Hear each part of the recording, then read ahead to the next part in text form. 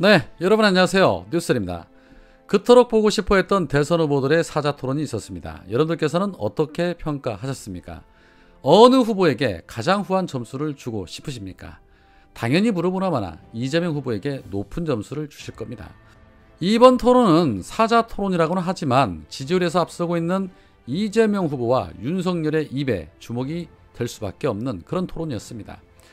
그런데 솔직히 제 개인적으로 토론을 보면서 느낀 점은 토론도 수준이 맞아야 토론을 하는 것이구나.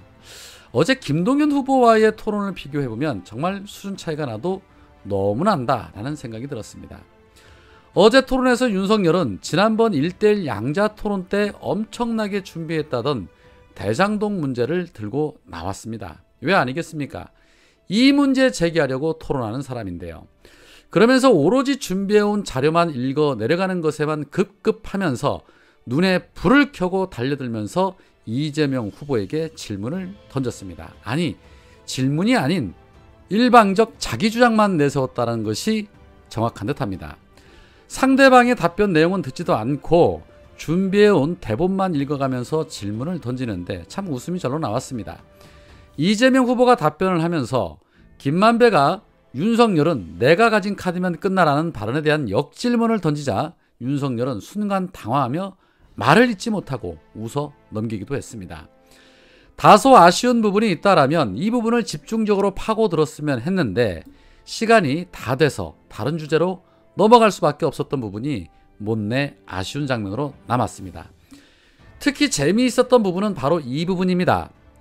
안철수 후보가 윤석열에게 주택청약저축 문제를 거론하면서 청약 가점이 몇 점 만점인 줄 아느냐라고 윤석열에게 묻자 모르면 모른다고 하면 될 것을 윤석열은 네, 40점입니다 라고 답을 했습니다.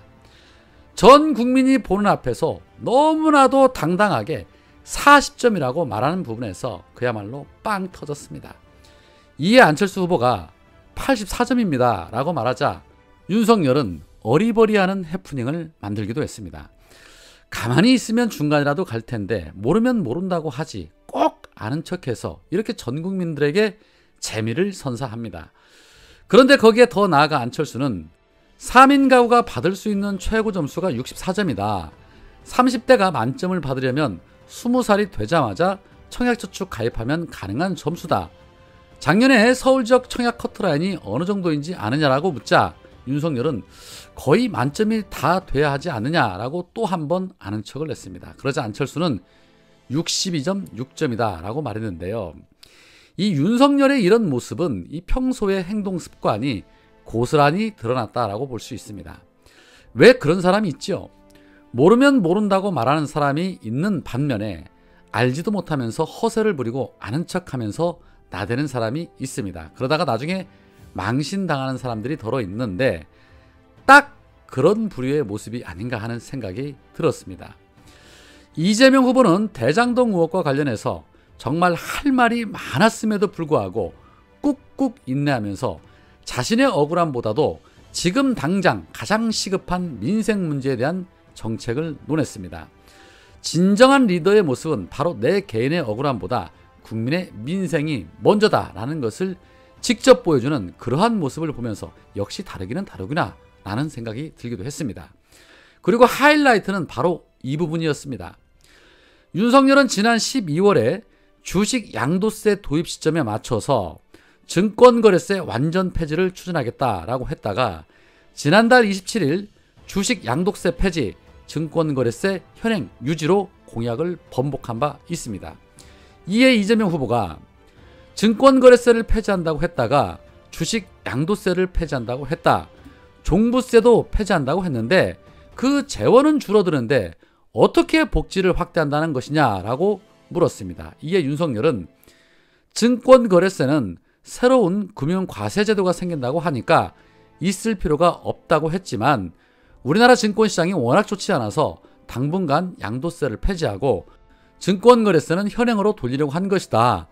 주식 양도소득세를 포함한 새로운 금융과세 제도가 현재 부적절하다고 본다라고 말했습니다. 이에 이재명 후보는 주식 양도소득세는 1% 이상 혹은 10억 이상 대주주가 대상이고 증권거래세는 개미 투자자들이 부담하는 것인데 개미들에게 부담을 주자는 것이냐라고 묻자 윤석열은 개미들이 원한다라는 충격적인 답변을 했습니다.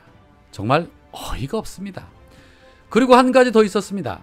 이재명 후보가 아리백에 대해서 어떻게 대응할 것이냐라고 묻자 윤석열은 다시 한번 말씀해 달라라고 했고, 이에 이재명 후보가 아리백이라고 하자 윤석열은 처음 듣는 듯한 표정으로 아리백이 뭐죠? 라고 되물었습니다.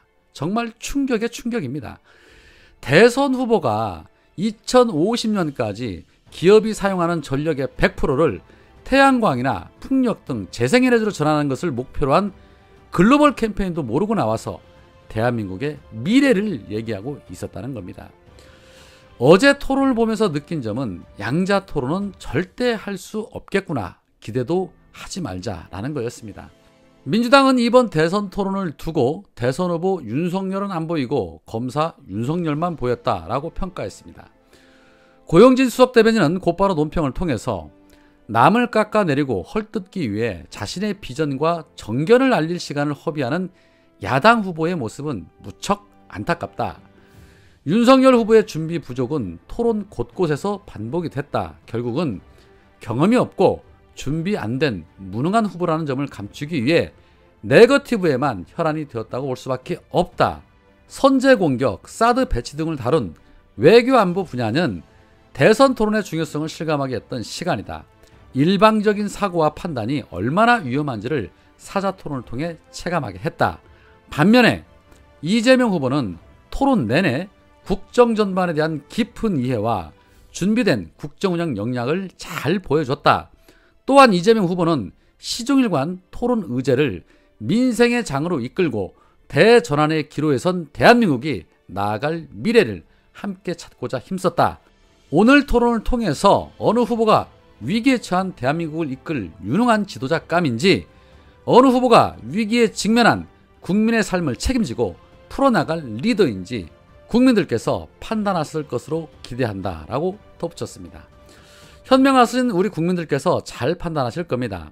자, 이후에 법정 토론은 2번 정도 더 하게 될 텐데요. 오늘 토론을 보니까 왜 저들이 그토록 양자 토론을 피해 도망다닐 수밖에 없었는지 전 국민들께서 잘 보셨으리라 생각됩니다. 결국 이번 토론에서 이재명은 깜이구나 라는 것이 더 명확해지는 그런 시간이었다라고 생각됩니다.